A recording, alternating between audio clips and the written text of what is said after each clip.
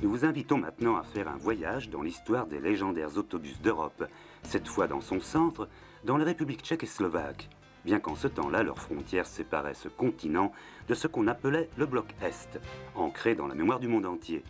Et il n'est donc pas étonnant qu'en commun avec l'entreprise Karosa, d'après-guerre, ils y aient laissé leurs traces.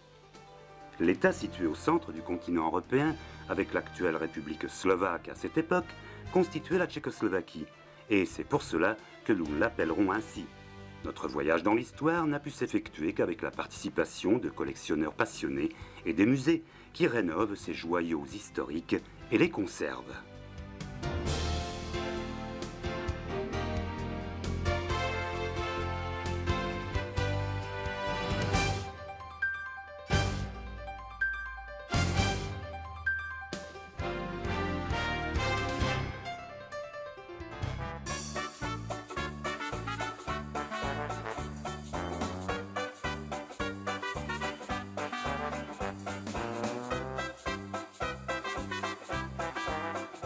L'entreprise Praga était connue en tant que fabricant de véhicules utilitaires et de leurs nombreuses modifications depuis 1934. Les petits, aujourd'hui nous parlerions de minibus, par exemple le Praga A150, étaient équipés de moteurs à essence et leur fiabilité était liée à leur simplicité. En fin de compte, de combien d'instruments de contrôle le conducteur avait-il besoin? Un seul compteur ne suffirait-il pas aujourd'hui aussi? Le premier autobus d'après-guerre qui était assemblé sur le châssis Praga dans les ateliers de l'entreprise Sodomka, Karosa plus tard, était le Praga NDO qui était encore équipé d'un moteur à essence. Nous pouvons admirer les meilleurs moteurs à essence de l'époque sur des vétérans restaurés. Le moteur 6 cylindres à 4 temps, allumage par bougie et distribution SV de 3468 cm3, comportait un bloc de cylindres en fonte séparé de l'énorme bloc électron du carter de Villebrequin par des ailettes renforcées. La culasse amovible, en aluminium, utilisait un cartel breveté. Les carburateurs Zenith, plus tard Solex, à saturateur, alimentaient le moteur en essence par une pompe à membrane qui se trouvait sous le siège du conducteur, ce qui était le plus pratique. Diverses modifications des véhicules étaient montées sur un châssis identique. Nous trouverons donc sur un même châssis non seulement des camions, mais maintes autres modifications, comme des voitures de pompiers par exemple, et autres. Les premiers autobus Praga RN étaient encore équipés de moteurs à essence, mais ceux-ci furent progressivement remplacés par des moteurs diesel après la guerre. Depuis cette époque, ils sont devenus des Praga RND.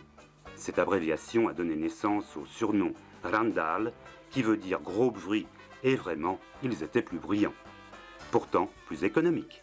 Les moteurs diesel à 4 temps étaient des 4,5 litres, 4500 cm3, et développaient 65 chevaux.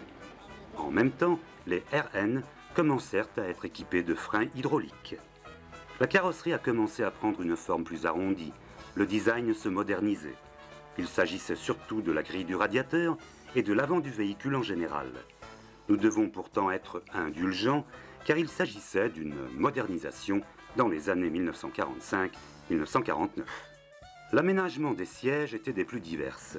L'autobus de ligne comportait par exemple des sièges en travers 2+2 pour 25 passagers, et certaines fois même des strapontins. Les autobus pour les transports municipaux étaient équipés de sièges sur les côtés pour 30 personnes, mais ce n'était pas une condition. La vitesse maximale était d'environ 80 km/h. Dans l'histoire des autobus d'après-guerre, il est impossible de ne pas mentionner l'entreprise Praga, ou concrètement le modèle Praga RND, car les véhicules de cette marque roulaient dans bien d'autres pays, étant un bon article pour l'exportation. Des véhicules en état de rouler existent dans le monde entier, bien que le dernier ait franchi les portes de l'usine en 1954.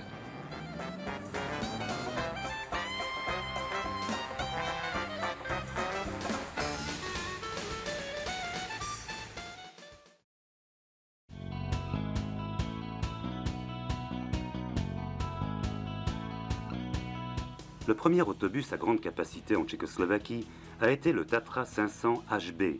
Sa construction était projetée déjà en 1948 par le fabricant de carrosserie Karosa, Vysoké Mýto, en commun avec Tatra. qui fournissait le moteur et le châssis. La carrosserie autoporteuse, dont la grille inférieure formait la base de l'autobus, était à cette époque une nouveauté sans précédent, car une telle carrosserie n'était pas fabriquée en Tchécoslovaquie. C'est un nouveau produit de l'entreprise nationale Karosa Vysoké Mýto. Le 8 cylindres refroidi à l'air a magnifiquement fait ses preuves lors des essais sur route, et les constructeurs de la carrosserie, l'ingénieur Poseipal et le camarade Zamastil, peuvent être satisfaits. L'autobus offre 46 places confortables, un nouvel équipement d'aération et de chauffage, et possède toutes les nouveautés techniques.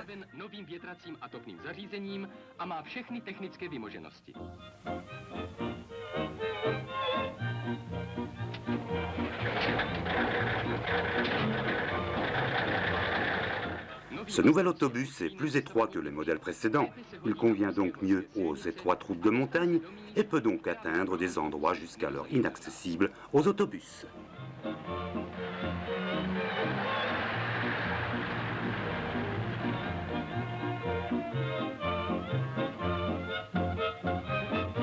L'abréviation tchèque HB signifiait autobus de montagne. Dans l'après-guerre, après 1945, l'état des routes était assez désastreux. Et pour que les transports en commun puissent atteindre des régions montagneuses et isolées, il semblait indispensable de construire un autobus à 3 essieux. C'est probablement pour cela que les premiers prototypes étaient équipés de demi-essieux sur des châssis Tatra.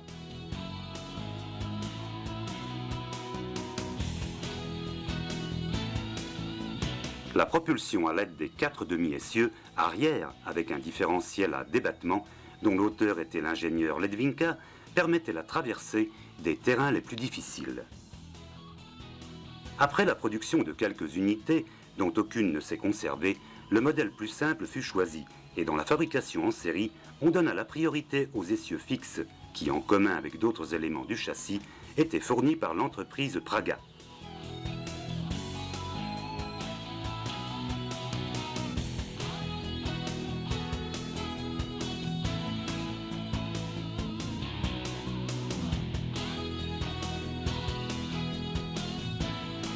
Le moteur placé à l'arrière propulsait 2 essieux arrière fixes.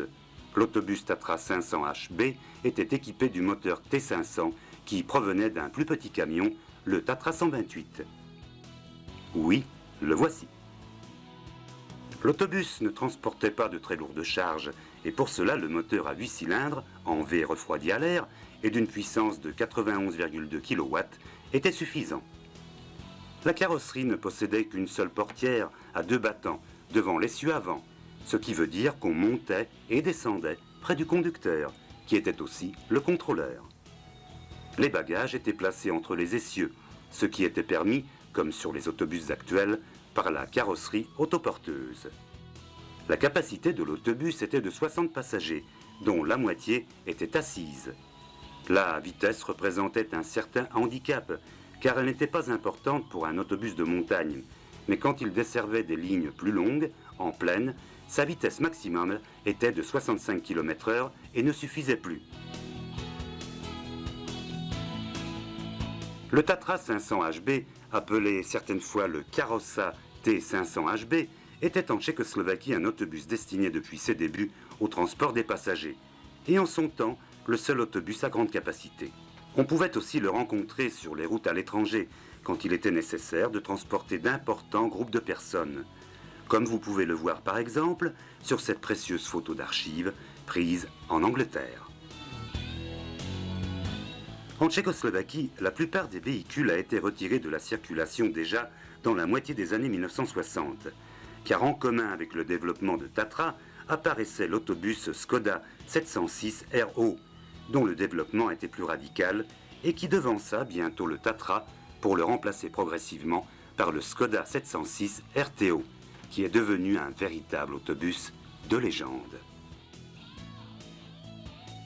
Nous savons pourtant que plus tard, les essais d'une nouvelle version du Tatra 500 sur un nouveau châssis et équipé du moteur Tatra 138 ont eu lieu avec succès, mais sa fabrication en série fut abandonnée. L'entreprise Tatra a ensuite choisi une autre voie et s'est rendue célèbre grâce à d'autres véhicules. Elle n'avait pas son pareil pour les équipements de l'armée, et les camions d'expédition ont fait leurs preuves dans de difficiles conditions dans le monde entier. Celui-ci a découvert les midibus Tatra 805 avec les explorateurs Hanzelka et Zygmunt, le tour du monde Tatra ou l'expédition Lambaréné, etc. Les victoires et les premières places au Paris-Dakar du pilote Loprize et son équipage a fait entrer cette marque dans la mémoire beaucoup plus que le développement de cet autobus. Aujourd'hui, nous pouvons trouver le Tatra 500, l'abyssinien, Habeshan en tchèque, selon les initiales HB, qui était d'ailleurs exporté en Abyssinie, aujourd'hui l'Éthiopie, dans un seul musée seulement. 2 autres exemplaires de cet autobus qui ont été retrouvés en très mauvais état seront peut-être rénovés.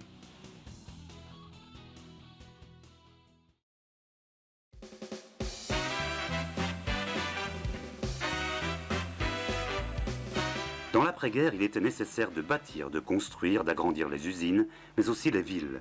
L'époque nécessitait le développement des transports en commun vers les usines, mais aussi les loisirs. Il était donc clair que ceci devrait être aussi l'affaire de l'usine automobile la plus connue, Skoda. Cette entreprise avait développé le projet d'un plus grand autobus pendant la guerre déjà, et il n'était qu'une question de temps avant l'apparition de la carrosserie d'un autobus sur le châssis d'un des camions qui avait fait leurs preuves.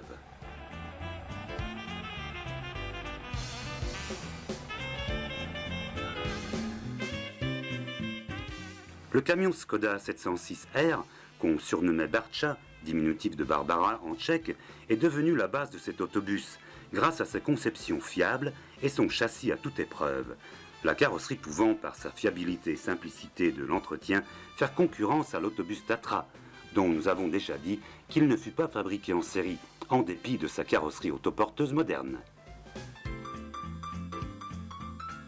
L'autobus Skoda S706RO était équipé du même moteur d'une puissance de 99,2 kW que le modèle R et a commencé à rouler aussi bien sur les routes des villes qu'entre les villes, donc sur les lignes interurbaines. La capacité a été augmentée plus tard grâce à une remorque.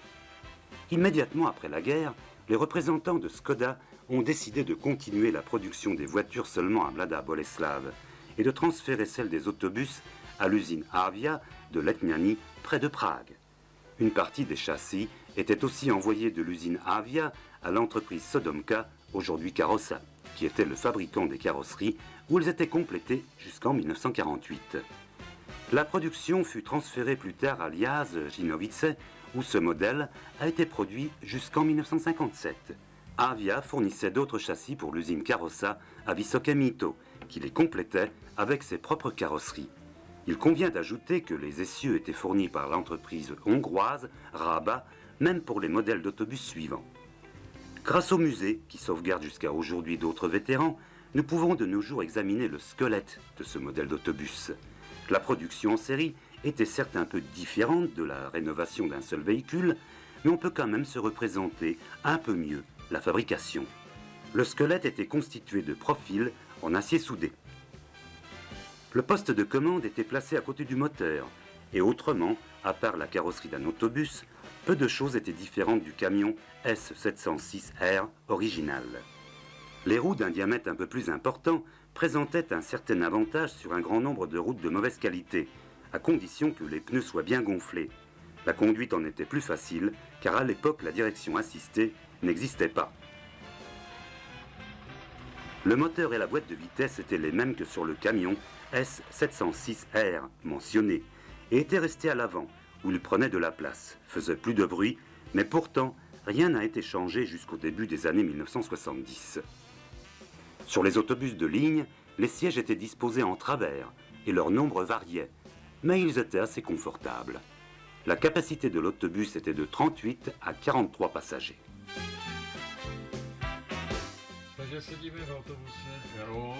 Nous sommes donc assis dans l'autobus Hero. C'est un autobus qui a commencé à être fabriqué après le célèbre RN Praga. Il n'a pas encore de servo-commande. C'est assez dur.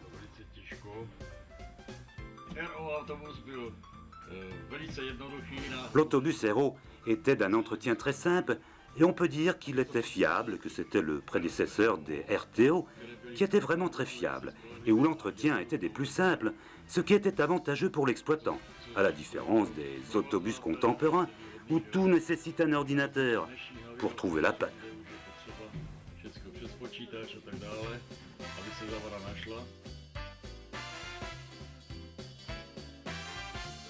Le ER était en son temps un autobus à grande capacité des plus modernes.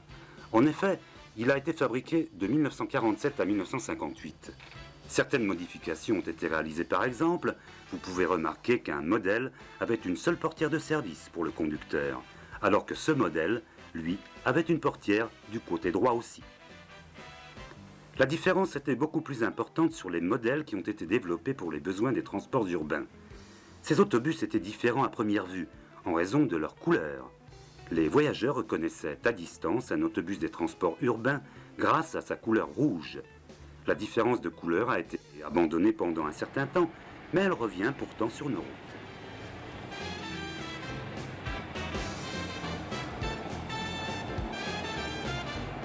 L'autobus des transports urbains possédait 2 portières à 4 battants, dont la commande était pneumatique. La disposition des sièges dans la version urbaine était variée et de nombreuses possibilités ont été testées. Les autobus de ligne avaient les sièges en travers, mais leur nombre différait. Une galerie en acier sur le toit servait au transport des bagages plus volumineux. Il est logique que si l'autobus était construit sur le châssis d'un camion, il n'y avait pas d'autre place pour le transport des bagages.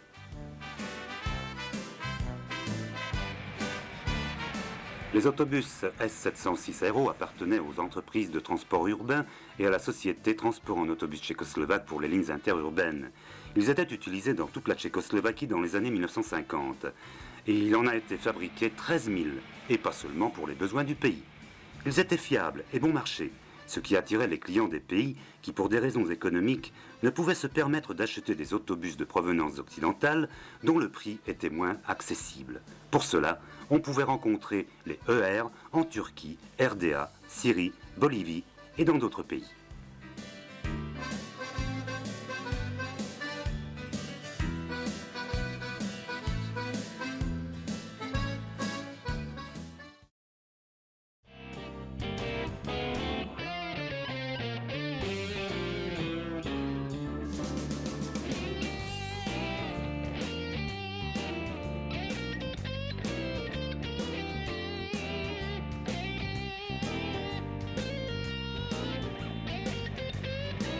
Pour parler d'une véritable légende du transport par autobus dans la Tchécoslovaquie d'alors, on ne peut que mentionner le modèle Skoda S706 RTO, qui s'est vraiment inscrit dans la liste des autobus de légende européens.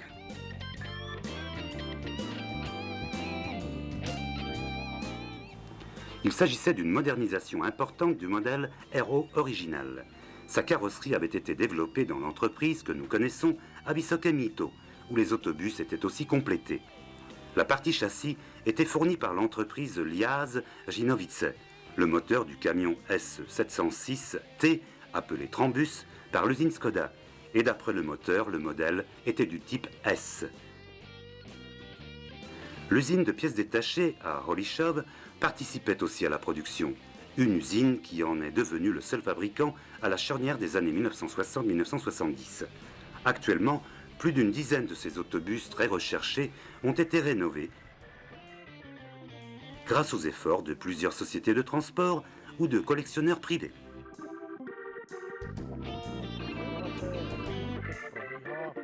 La rénovation a duré 1 an et demi et tout a été réalisé dans les moindres détails. L'autobus a été complètement démonté jusqu'au plus petit boulon.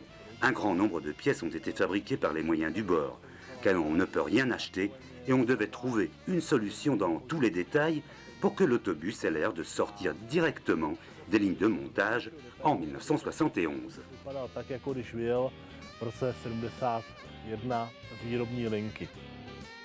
L'autobus a été fabriqué jusqu'en 1972, quand il a progressivement été remplacé par les modèles Karossa SL11 ou bien les Icarus importés de Hongrie, dont nous parlerons encore. D'un point de vue contemporain, tout est si primitif et historique, mais tout a son importance. Et à son époque, c'était un véhicule très intéressant, par sa conception, qui était vraiment très réussie.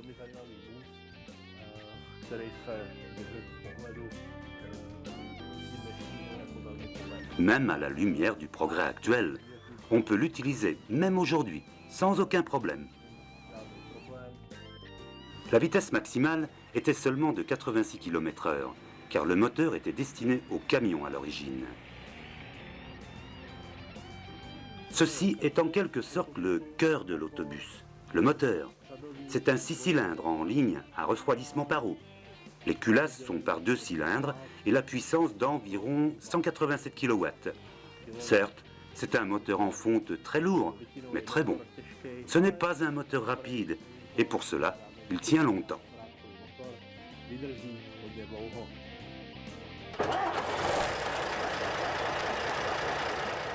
Les moteurs Skoda possédaient depuis le modèle RO précédent ce qu'on appelle un frein moteur, qui est basé sur le principe de la fermeture partielle des gaz d'échappement en commun avec la réduction de l'arrivée du combustible, ce qui donne une plus grande résistance de compression au moteur et assure un freinage fiable. D'un point de vue contemporain, c'est aussi un équipement historique. Ce levier, c'est le frein moteur qui se commande mécaniquement de la position du conducteur. Je pense qu'à l'époque, c'était un progrès. La direction assistée pneumatique facilitait la conduite, surtout dans les conditions urbaines.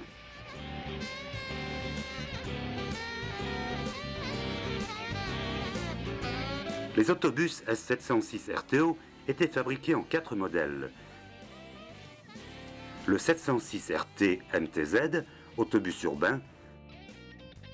Le 706 RTO MEX, urbain pour l'exportation. Le 706 RTO Car, pour les lignes interurbaines. Et RTO Luxe, grande ligne interurbaine. Par l'intermédiaire de ce modèle d'autobus luxe, revenons encore à son histoire. Le prototype de l'autobus a été réalisé en 1956 et 2 ans plus tard, à l'Expo 1958, à Bruxelles, il s'est retrouvé au centre de l'attention et a été très apprécié. Otakar Diblik a aussi participé au design de la carrosserie et il a même réalisé un intérieur de luxe spécial pour l'Expo de Bruxelles. Plus tard, tous les autobus luxe ont été équipés de porte-bagages fixes et d'autres équipements. À Bruxelles, l'autobus possédait un petit poste de télévision et une petite cuisine. Pourtant, aucun des modèles exposés ne s'est conservé en dehors de quelques photographies. L'autobus luxe, sauf les 2 sièges de l'avant, était équipé de 38 sièges de luxe, dont 33, sauf pour les sièges arrière, pouvaient être positionnés. Les RTO transportaient les voyages organisés dans les années 1960 et beaucoup de personnes s'en souviennent lors de voyages en Bulgarie ou Yougoslavie, les pays disposant d'une mer les plus proches pour les Tchécoslovaques. Certains se rappellent ainsi que l'autobus était capable de faire demi-tour dans les champs. Le modèle urbain RTO MTZ était fourni à toutes les entreprises en Tchécoslovaquie et a servi jusqu'aux années 1970. 2 portières électropneumatiques à 2 battants provenaient encore du modèle RO original. La capacité était le plus souvent de 20 passagers assis et 39 debout. La disposition des sièges 2+1 permettait de faire monter jusqu'à 100 personnes, ce qui était certes contre le règlement, mais dont on ne tenait souvent pas compte aux heures d'affluence. 2 vitres sur le toit servaient à une sorte de climatisation naturelle, ce qui était indispensable dans les conditions urbaines.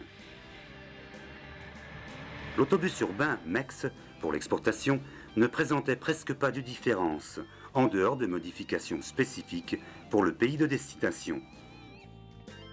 Pour Cuba, par exemple, il possédait un gros pare-choc. Le modèle S706 RTO Car, qui était assez universel, était orné de bandes bleues. Les sièges en simili-cuir disposés en 2+2 offraient 42 places assises et le même nombre debout. Les autres différences sont logiques pour les lignes interurbaines. Il suffisait d'une seule portière, mais un porte-bagages sur le toit était indispensable.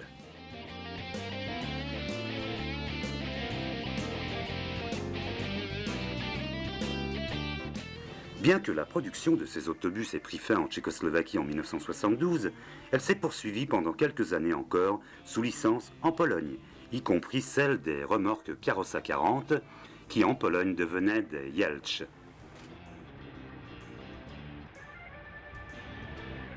Les remorques étaient assez utilisées sur les lignes à grosse affluence. Elles pouvaient être utilisées par les autobus urbains et les autobus RTO de grande ligne. Sur la remorque suivante, nous pouvons voir qu'elle n'était pas chauffée par l'autobus, et donc, en hiver, elle était tout simplement équipée d'un petit poêle, comme dans un chalet de montagne. Le contrôleur avait un travail de plus, mais certains s'en souviennent, avec un peu de nostalgie.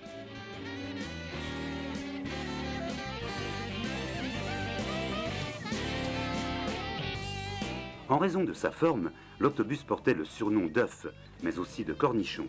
Ce second surnom allait mieux au modèle RTOK, ou articulé, qui a été fabriqué et testé à Prague à la charnière des années 1960-1970.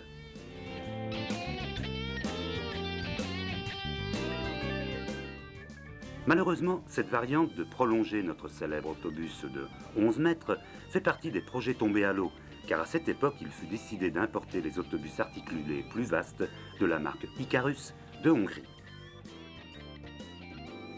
Comme vous le voyez, cela n'a pas découragé les collectionneurs, et en 2013, la copie de cet exemplaire, qui ne s'est pas conservée, devrait voir le jour.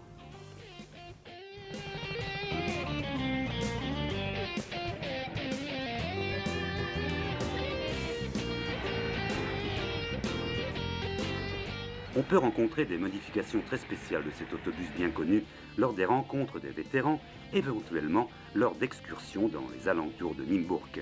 C'est le modèle RTOV, donc vue panoramique. C'est le seul exemplaire qui a subi une telle modification, et reconnaissez quand même que cette variante cabriolet attire une attention justifiée. Naturellement, les sièges ont dû être changés en prévision d'éventuelles pluies, mais ils ont été remplacés par des sièges en stratifié des années 1960. Alors que le RTO ouvert a vu le jour en tant que distraction au début des années 1960, le projet Karosa NO80, réalisé sur la base de l'autobus RTO, ce qui est clair à première vue, était vraiment des plus sérieux. L'objectif des auteurs de cette modification était de rendre la remorque plus universelle et de pouvoir la détacher de l'autobus S706 RTTN à n'importe quel moment. Il pouvait s'agir par exemple du transport des employés sur un chantier éloigné et d'utiliser ensuite le tracteur pour un autre travail pendant la journée. Les constructeurs sont allés jusqu'à équiper la remorque d'un chauffage et les passagers, isolés du camion, pouvaient écouter la radio. Ce projet, quelque peu idéaliste, ne fut probablement pas réalisé. Le seul exemplaire a été testé dans plusieurs villes et a fini sur une ligne isolée en Slovaquie. On l'a retrouvé dans un très mauvais état et il a été parfaitement restauré par des amateurs et relié à un tracteur Trambus rénové lui aussi. Le fait que l'autobus S706 RTO soit devenu célèbre dans le monde entier est prouvé par les 20 000 unités qui ont été produites, mais aussi par un grand nombre de photographies provenant de tous les coins du globe.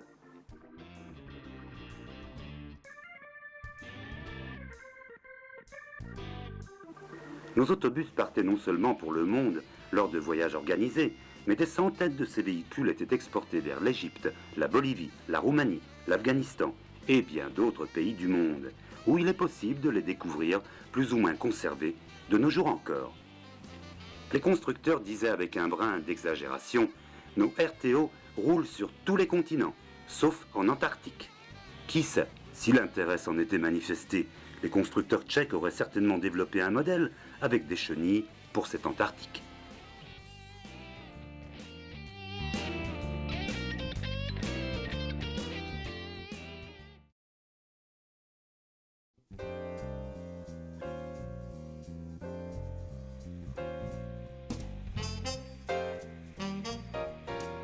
Bien que la Tchécoslovaquie fabriquait des milliers d'autobus à grande capacité par an, on oubliait un peu les autobus plus petits, pour les lignes moins fréquentées, les véhicules d'entreprise ou d'autres transports.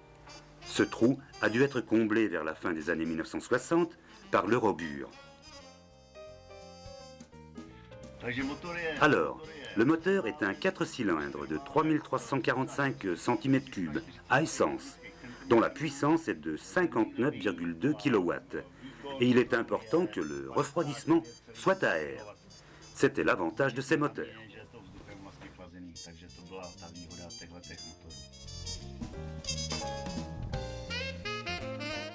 Le Robur fait partie de la production d'une vieille et traditionnelle usine qui, dans les conditions compliquées de l'après-guerre, dans les années 1950, a su conserver sa renommée avec les véhicules garants et qui a pris plus tard l'appellation Web Robur Werket Zittau, usine Robur Entreprise Nationale Zittau. Un grand nombre de moteurs à essence Robur du type LO, dans différents modèles de véhicules utilitaires, suscita l'attention à la foire de Leipzig en 1961.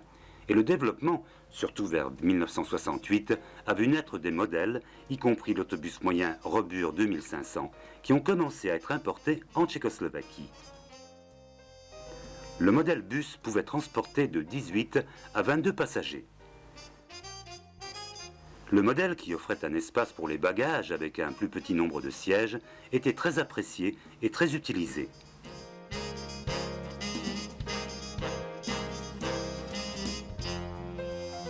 Tout comme il existait un grand nombre de modifications des camions Robur, nous pouvons aujourd'hui découvrir un oiseau rare, l'autobus ouvert avec vue panoramique Robur, dont le seul exemplaire rénové existe justement en République tchèque.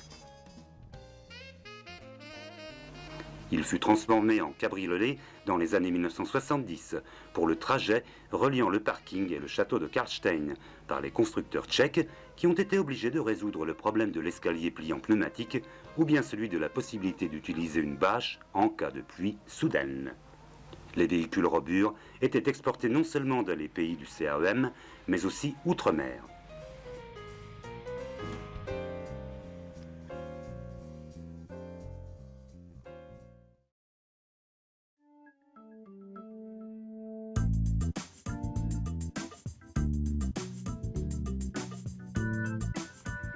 À partir de 1974, des autobus plus massifs de la marque Icarus apparaissent sur les routes tchèques et slovaques de la Tchécoslovaquie de l'époque.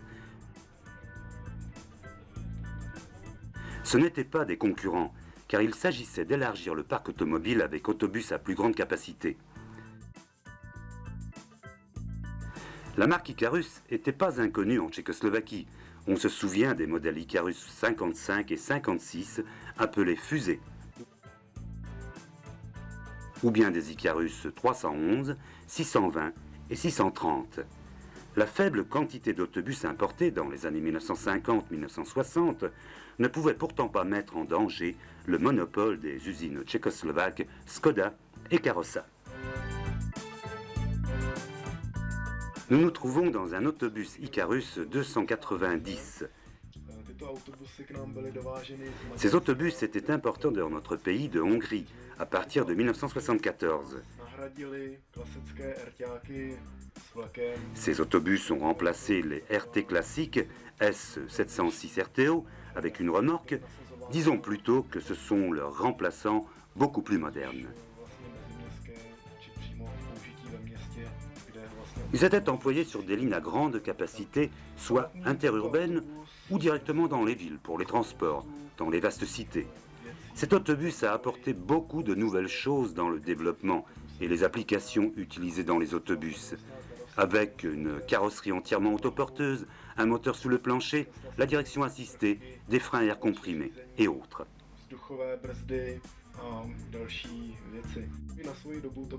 En son temps, c'était un autobus vraiment moderne.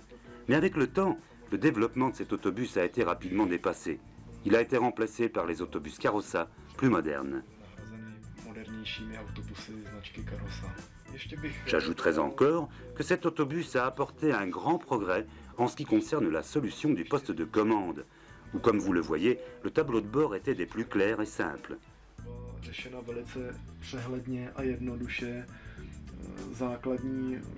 Les éléments principaux nécessaires aux commandes de tout l'autobus sont disposés clairement. Nous avons un compteur central combiné avec tous les indicateurs.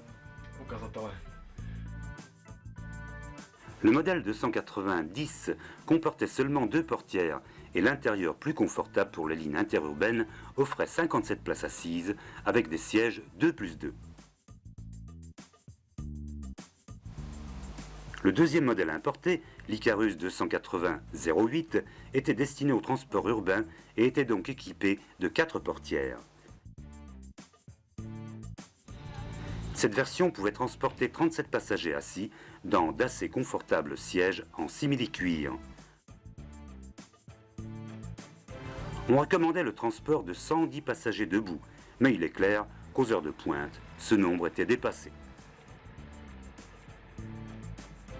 Les autobus Icarus 280-08 et 290 mesuraient 16,50 m.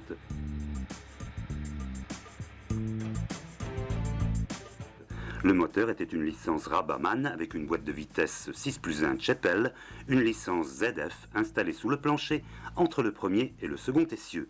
Il faut dire que les essieux hongrois Rabat n'avaient pas de concurrence et, comme nous le savons bien, étaient employés par tous les fabricants d'autobus. Ces moteurs à 6 cylindres pouvaient fonctionner pendant longtemps et ils étaient relativement fiables. La puissance de 162 kW était en raison de la grandeur de tout le tube à la limite de ses possibilités et il franchissait les côtes à plus faible vitesse. En Tchécoslovaquie, c'était aussi le premier autobus où le poste de commande était séparé de la cabine. Son équipement et son design étaient en grande partie l'œuvre des carrossiers hongrois qui avaient relié avec la tradition des célèbres modèles précédents.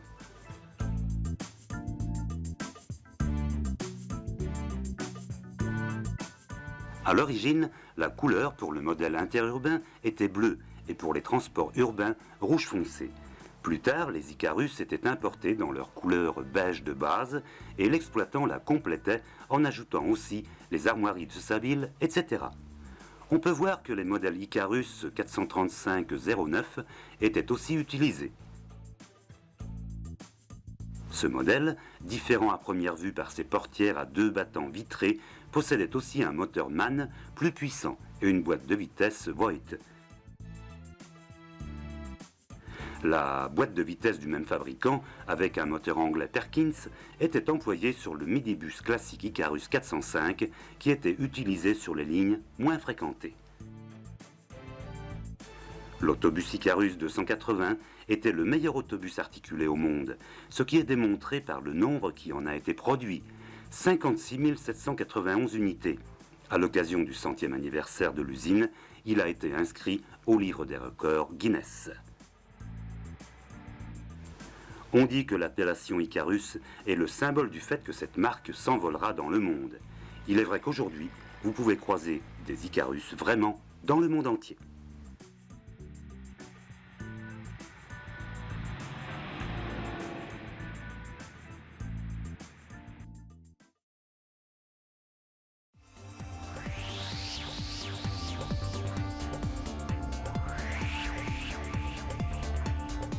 À l'époque où la production du célèbre S706 RTO battait son plein, les constructeurs de l'usine Karosa, à Vysoké-Mito, avaient préparé depuis longtemps un autobus beaucoup plus moderne, qui devait remplacer en premier lieu les véhicules des compagnies de transport urbain. En ce temps-là déjà, il était clair que la carrosserie autoporteuse en panneau de Karosa aurait des modifications pour les autobus de ligne et de grande ligne. Nous nous trouvons devant un autobus qui porte une autre marque. Ce n'est plus un Skoda, mais un Karosa. Le modèle est un 1311 Touriste. L'année de fabrication est 1973 et c'est l'un des premiers autobus de cette nouvelle série d'autobus. Et c'est un modèle touriste, ce qui veut dire des sièges plus élevés, un toit vitré. Il est destiné aux grandes lignes et c'était le plus confortable offert à l'époque. Jakoby nejpohodlnější v té době, která se v podstatě vyráběla.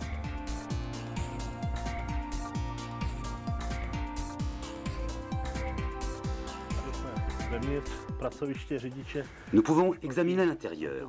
Le poste de commande avait assez changé en comparaison avec l'autobus S706 RTO. À première vue déjà, il est plus moderne. Les commandes sont beaucoup plus simples. Le frein moteur électronique est au plancher. L'autobus est équipé d'un servomoteur hydraulique. En un mot, c'est une machine plus moderne. Et en son temps, un très bon autobus. Il offrait 45 places assises et était utilisé pour les longues distances à l'étranger et les voyages organisés. v podstatě byl pro 45 osob. Především se používal pro zájezdy a dálkovou dopravu za hranice.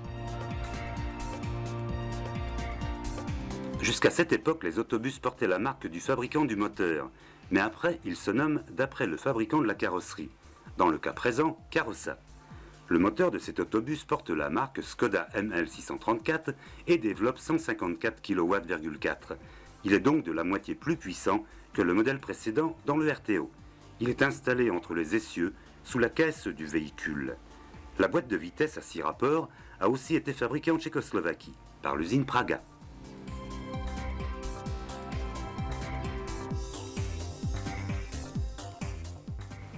Les premiers autobus ont quitté la chaîne de montage de l'usine Carossa Vysoké Mýto en 1968. Mais on ne pouvait pas encore parler de production en série, bien que 100 véhicules SD11 à une portière aient été produits et qui portaient l'appellation Europabus, certains avec la remorque LP30. Vous pouvez le voir, nous avons découvert cette version complète qui date de 1969. Cette mini-série présente un pare-brise et une vitre arrière en un seul bloc, et pour cela, elle répondait aux tendances dans la production des autobus modernes en Europe. Elle différait un peu de la production en série qui se préparait, avec des sièges inclinables et une ventilation individuelle, etc.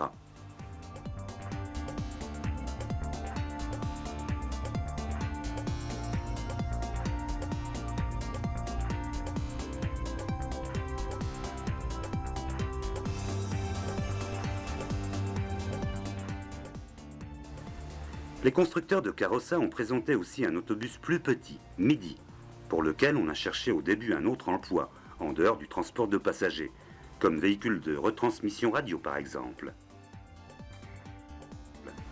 À la fin des années 1960, on en a produit seulement 60 unités, et certains pensent aujourd'hui encore que la production des petits autobus avait été laissée en silence aux constructeurs de robures en RDA. Le besoin de fabriquer de petits autobus bon marché a duré encore pendant 12 à 15 ans. Les Bulgares ont effectué une sorte d'essai avec la construction d'un petit autobus sur le châssis de l'Avia sous licence et qui portait le nom de Chavdar. Plusieurs expériences du même genre ont été réalisées à ce qu'il paraît. Revenons aux autobus Carossa. SM veut dire Skoda municipal et la conception à 3 portières permettait l'accélération du transport. Il offrait officiellement 29 places assises et 60 debout. Les véhicules étaient équipés d'une boîte de vitesse automatique 3+1 Praga et la vitesse maximale était de 60 km/h. 10 000 véhicules environ ont été fabriqués dans cette version municipale. Le second modèle, SL11 ou bien L comme ligne, a été fabriqué en plus grand nombre, environ 15 000. Il s'agit du modèle le plus courant qui était utilisé sur les lignes interurbaines dans les années 1990 encore.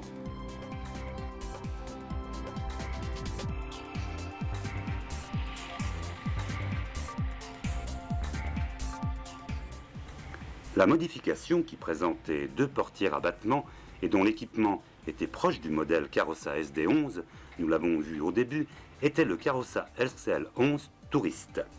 Le modèle Carossa SD11, ou bien D comme distance, donc grande ligne, a été produit à plus de 2800 exemplaires.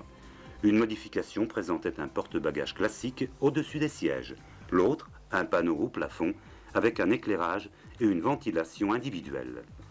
Il était exploité sur les grandes lignes, aussi bien dans le pays qu'à l'étranger, ou bien encore pour les voyages organisés.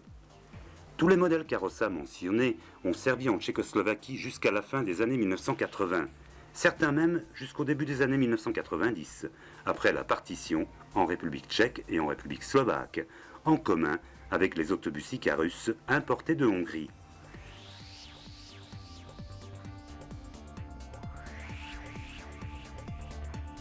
Les carrossas des types SM, SL, SD11, qui étaient fabriqués jusqu'en 1981, peuvent être classés parmi les autobus de légende européens.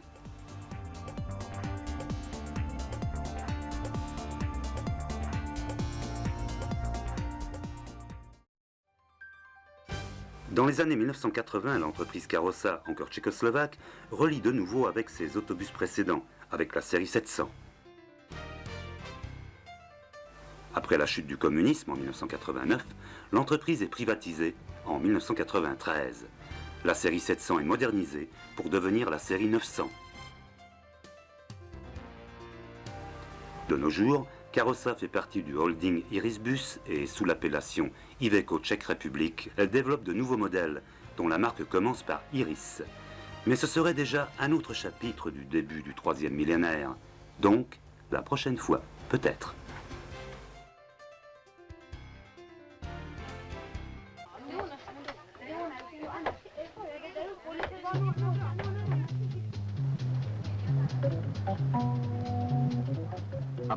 Un bus se compose d'un grand espace sur 4 roues.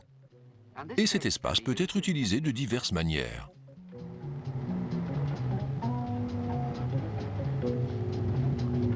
Volvo, autobus et autocar.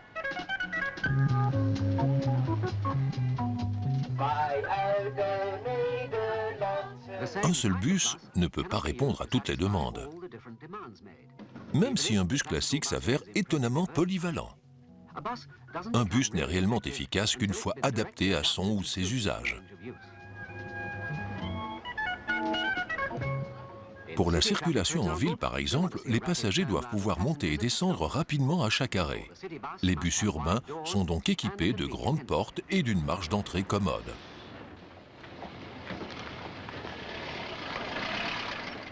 Un bus touristique doit compter beaucoup de compartiments à bagages et être confortable. Ici, les sièges en hauteur offrent une meilleure vue et isolent les bruits de la circulation.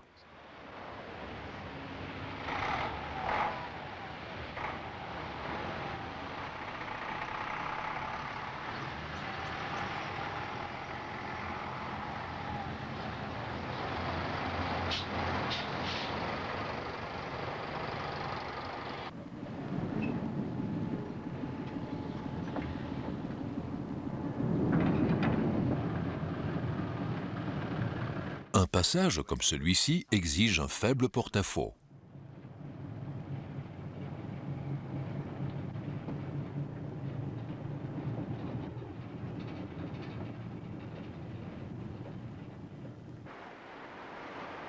De combien de types de bus avons-nous besoin? 10? 20? Ou davantage?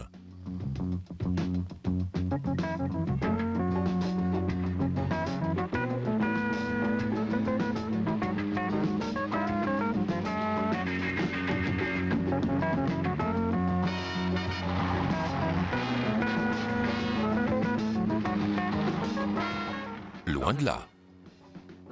La gamme Volvo est la preuve qu'il suffit de quelques châssis de base pour répondre à toutes les demandes de transport. Voici le B57 de Volvo. Avec son design simple et robuste, ce châssis offre une mécanique fiable à prix économique. Le moteur est situé à l'extrémité avant. Une porte d'entrée peut être aménagée en avant de l'essieu avant, en face du chauffeur. Ainsi, le chauffeur peut aisément encaisser les passagers et servir de receveur.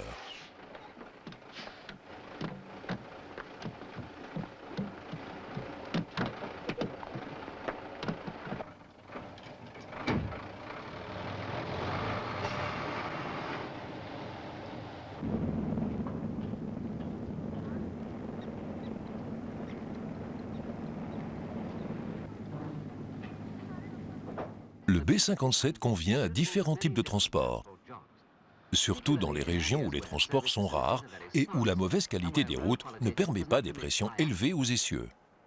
L'un des nombreux pays où le B57 de Volvo est très répandu est la Norvège. Les réseaux de transport posent souvent problème dans cette région traversée par des kilomètres de fjords et par les montagnes atteignant la côte atlantique. Dans cette région, le réseau de transport allie les bus B57 et les traversées fréquentes des ferries.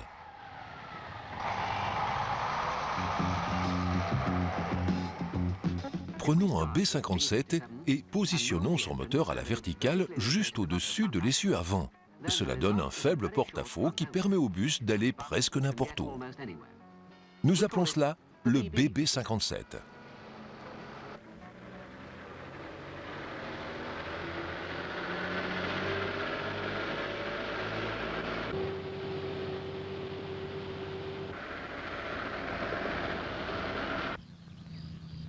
Le BB57 de Volvo est quasiment imbattable pour desservir des routes particulièrement exigeantes. C'est pour cette raison que le BB57 est particulièrement répandu dans des endroits tels que les montagnes d'Amérique du Sud. Ce 57 dessert la ligne entre Pucallpa à Lima, au Pérou.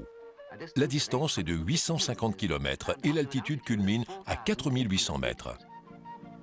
Un trajet quasi impossible sans un moteur turbo.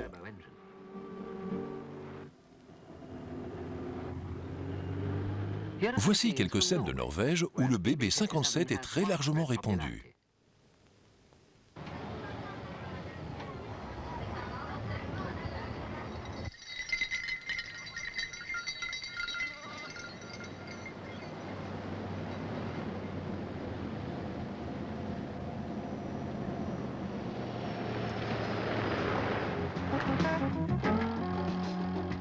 Pour maximiser l'espace d'un bus, une solution consiste à placer le moteur sous le plancher. C'est la solution que nous avons retenue pour le B58, dont le moteur est dressé à l'horizontale entre les essieux.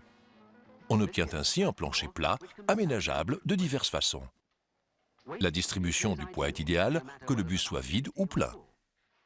Cela rend aussi le bus très silencieux, le moteur tournant à l'extérieur de l'espace passager.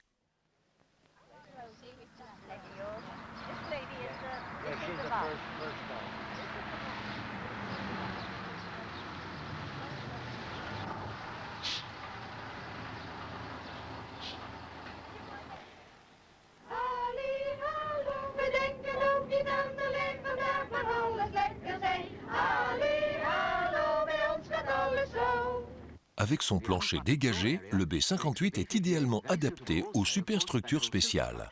Pour créer par exemple une exposition mobile, un bibliobus, des magasins mobiles, mais aussi des bus transportant à la fois des passagers et des marchandises, et bien d'autres encore.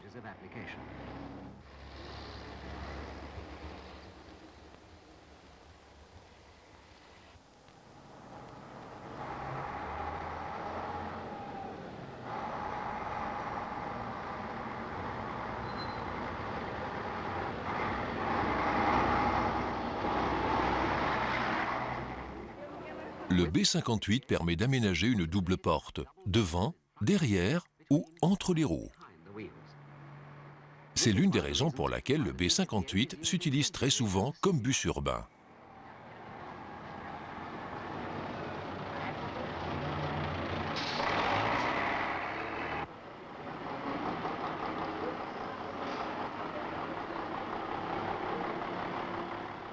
La gamme des composants du B58 est si exhaustive que le bus peut être directement adapté pour son usage. Vous avez le choix entre une boîte de vitesse manuelle, semi-automatique ou automatique, une suspension pneumatique ou à ressort à lame. La gamme inclut par exemple un convertisseur de couple hydraulique, un essieu arrière à 2 vitesses et un frein électromagnétique sur l'arbre de transmission.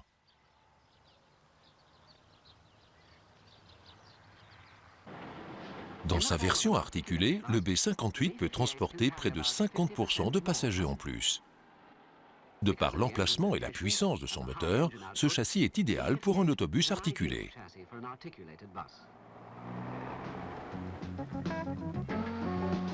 Le B59 est un châssis Volvo qui a été adapté pour répondre aux exigences modernes de la circulation en ville. Son angle de braquage est exceptionnellement large, pouvant atteindre 60 degrés.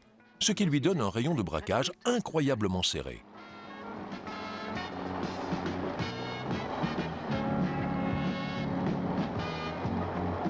La suspension pneumatique et le contrôle automatique de niveau font partie de l'équipement standard. Le moteur se situe à l'horizontale à l'extrémité arrière, ce qui permet une marge d'entrée basse et confortable. Le niveau sonore, comme les gaz d'échappement, ont été adaptés conformément aux exigences environnementales de la circulation en ville.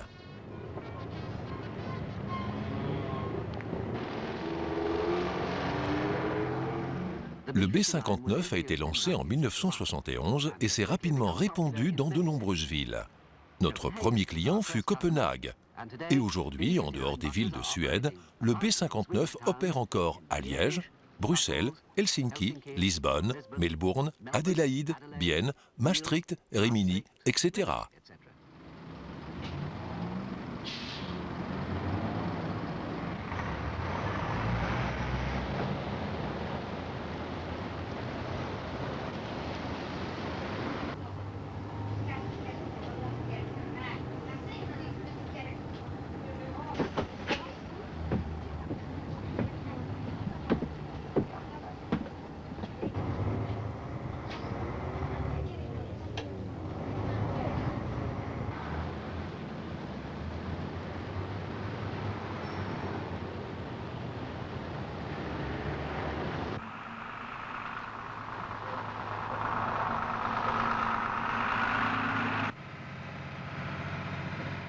En plus du vaste châssis de cet autobus, Volvo a créé une série de châssis plus réduits, dans les classes avoisinant la charge autorisée de 10 tonnes.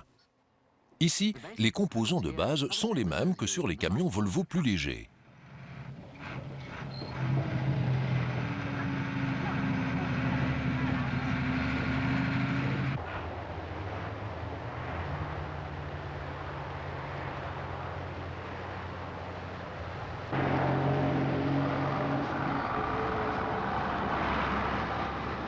Au Royaume-Uni, Volvo, via sa filiale Elsabus, produit lui-même ses châssis conduits à droite pour ses autobus à impérial.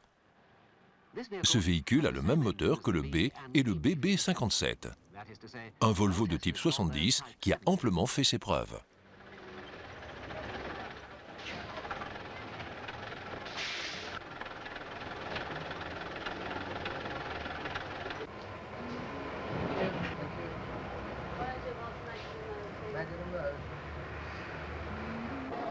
Loin de se contenter de construire des véhicules motorisés, Volvo propose aussi des services de planification associés à une solution de transport exhaustive. Entre autres exemples, la composition de la flotte de véhicules, les réseaux de lignes, la fréquence des passages, les systèmes de tickets, le design des arrêts de bus, etc.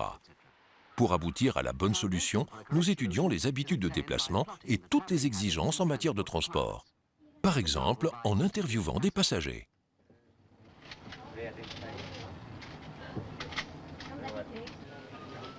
Pour évaluer les différentes solutions proposées, Volvo a recours aux techniques de l'informatique. Par exemple, nous pouvons entrer des données concernant une suggestion de réseau de lignes et de fréquence de passage. L'ordinateur affiche alors le flux de passagers qui résulterait de cette proposition à diverses sections, dont voici le graphique.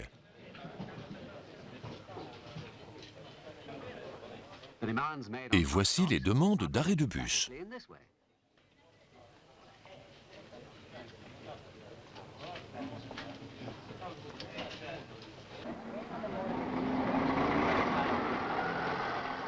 D'autres données, testées rapidement grâce à l'informatique, nous permettent d'accroître notre efficacité en choisissant des bus de plus grande capacité. Ou en améliorant l'accessibilité. Par exemple, grâce à des voies de bus spéciales comme ici à Liège.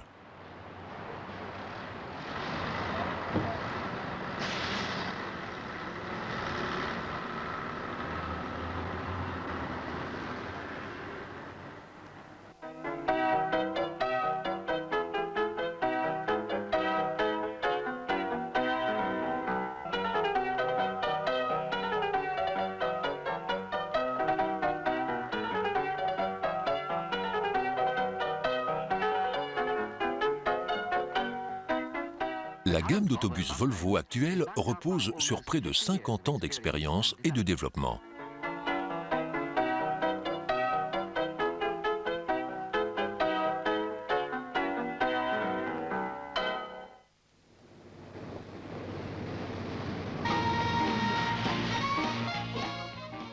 Aujourd'hui, notre expérience aussi peut accélérer. En soumettant nos pièces, ou même des bus entiers, à des usures bien supérieures à l'ordinaire, nous obtenons rapidement un résultat qui, autrement, ne deviendrait apparent qu'au bout de nombreuses années.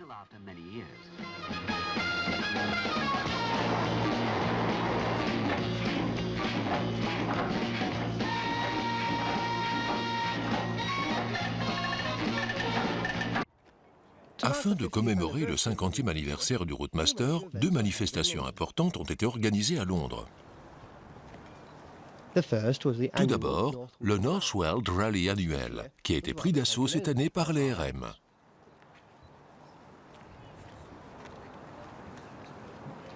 Une rangée impressionnante de bus londoniens classiques.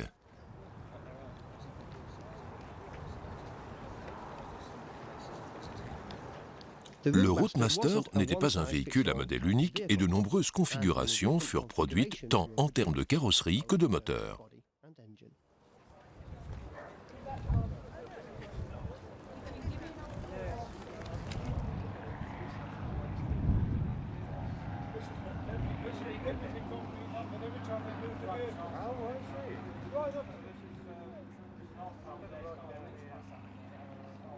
L'une des vedettes de l'histoire du RM est le VLT6, numéro de flotte RM6.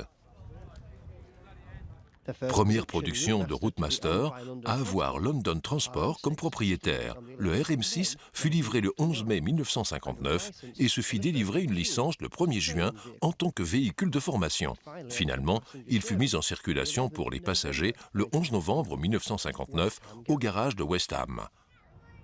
En 1996, il passa à Arriva London South et fut équipé d'un moteur Scania en 1999.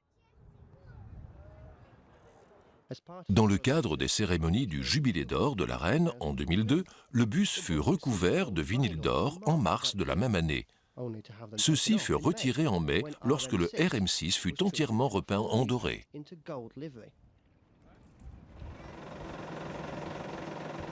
Ce bus est désormais en demi-retraite. Il est affecté à la flotte commerciale d'Arriva et est utilisé à des fins privées.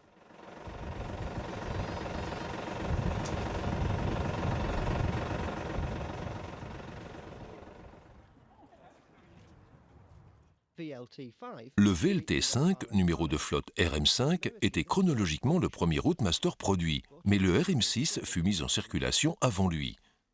Utilisé à l'origine sur la ligne 8, il parcourut de nombreux itinéraires en son temps, notamment les lignes 12, 34 et 41. Au moment de la privatisation de London Buses, il passa à Leaside Buses en 1994 et ensuite à Arriva London North. Le RM5 est le seul Routemaster standard en service commercial à avoir gardé un moteur AEC. Les autres ayant été remplacés par un moteur Scania, Cummins ou Iveco. L'un des bus destinés à remplacer les RM, le bus articulé Mercedes Citaro, passe lentement et respectueusement avant que le RM5 ne parte pour un circuit touristique, suivi par le RM6.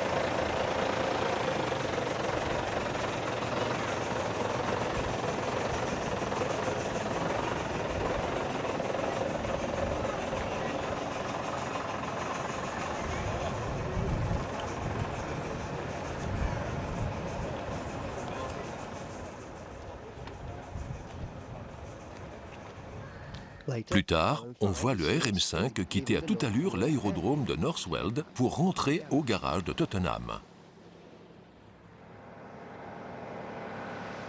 Le RM6 est pourchassé par un bus de la DMS Fleet Line.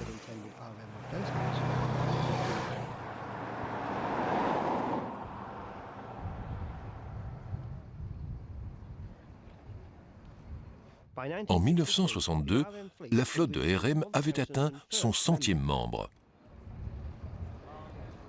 qui fut le premier à posséder les lettres LT après les numéros d'immatriculation. Le bus fut exploité par de nombreux garages avant d'être retiré de la circulation en 1986 et mis en réserve un an plus tard.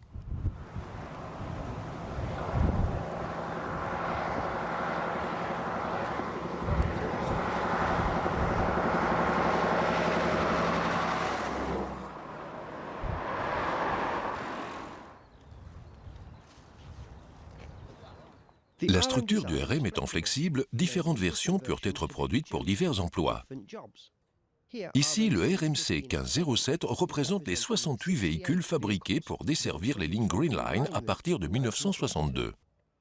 Ils étaient dans la catégorie RMC Routemaster Coach et contenaient 57 places assises, avec plateforme fermée intégralement par des ports électriques, suspension pneumatique, éclairage fluorescent, sièges plus confortables, porte-bagages et phare double.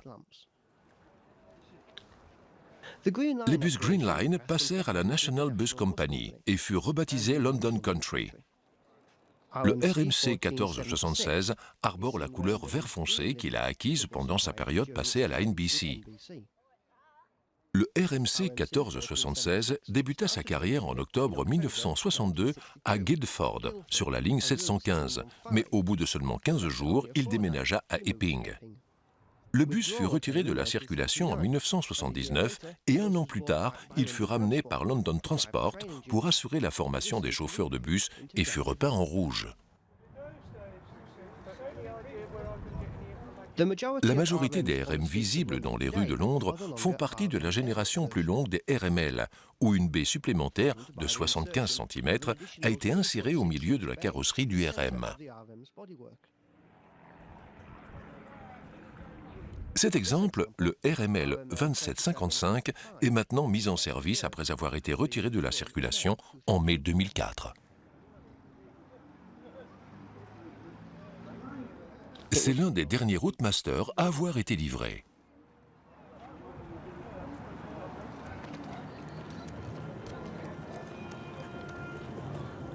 Un autre RML, cette fois-ci le RML 2312, fut le premier à être équipé d'un moteur de série Cummins C en 1991, dans le cadre d'un projet destiné à prolonger la durée d'exploitation de la flotte.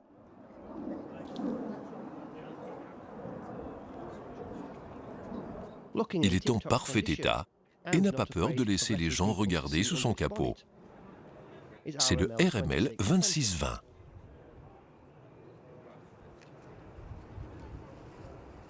Livré en mai 1967, il fut retiré de la circulation en mai 2004 et vendu pour être mis en réserve.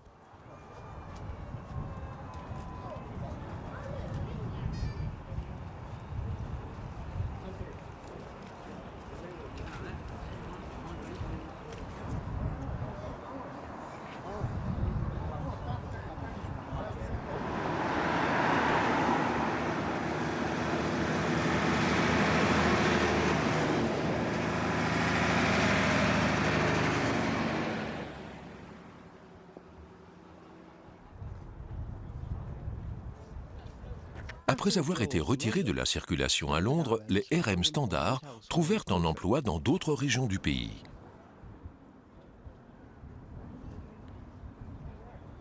Le RML 1989 desservit les lignes du centre de Londres avant d'être vendu en 1988 à Blackpool Transport, où il devint le 530.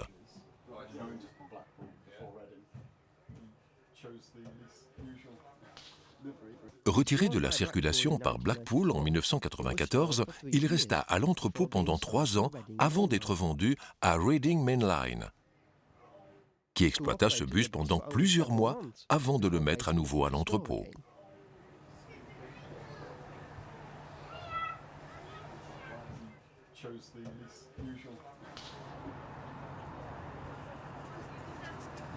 Il fut mis en réserve en 2000 et les couleurs de Blackpool Transport furent rétablies cette année-là.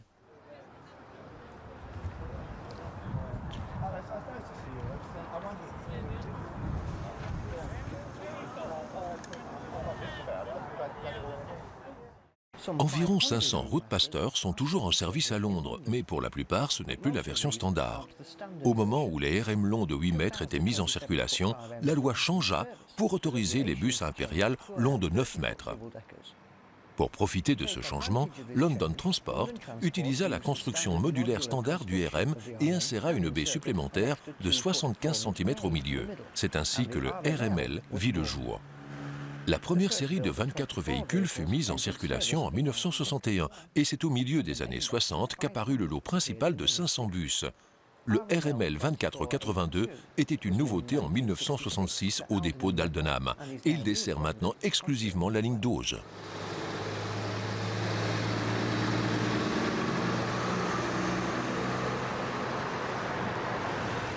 La ligne 14 est desservie par le RML 2321, nouveauté en octobre 1965, faisant partie de la flotte Green Line. Il fut transféré au centre-ville et repeint en rouge en 1969. Cette prise de vue latérale montre bien la baie insérée qui donne de la longueur au RML.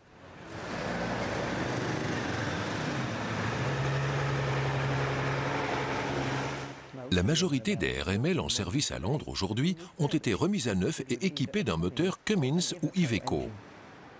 Le RML 2717 a été équipé d'un moteur Cummins en 1991 et il est désormais exploité par First Center West, tandis que le RML 2570 a un moteur Iveco et est exploité par London General. Mis en circulation en 1966 sur la ligne 37, le RML 2477 dessert aujourd'hui la 159 à destination de Marble Arch.